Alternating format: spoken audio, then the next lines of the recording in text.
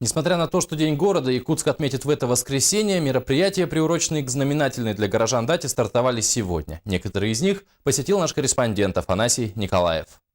Грузди с рыжиками, голубика, малина, черный смородина. В день рождения любимого города праздник варенья. С раннего утра на площади Орджоникидзе корзинки и лукошки с десятками видов лакомства всех сортов и видов.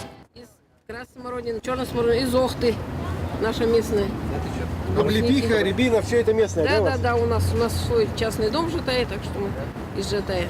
А в качестве сладкого апогея праздника варенье дружбы. А вот варенье дружбы будет вариться в большом котле, будет заготовлена масса, да, где-то там, значит, на 5, по-моему, сахарный сироп, который можно будет добавить щепоточку своего фрукта, ягод и так далее. И получится ассорти варенья. А потом все мы его дружно будем пробовать. Подарок для столицы приготовили дети из городского центра технического творчества. Моделисты, студенты и школьники разработали собственный автоматический радиоуправляемый катамаран для очистки якутских озер и водоемов. Это телекамера, это огни, вот радиоуправление.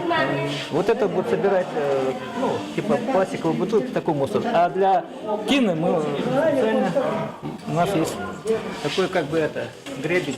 То есть с этой стороны он фиксируется и кино собирает. Всего на выставке, приуроченной ко Дню города, были представлены десятки моделей разного масштаба и технической сложности. Прошли мастер-классы преподавателей и квалифицированных моделистов. Школьники из разных школ столицы поздравили любимый город. Поздравляю с Днем города! И всех якутян. Хотела, чтобы они жили счастливо, были богатыми и у них не отбирали квартиры. Желаю им счастья и добра. Были здоровы и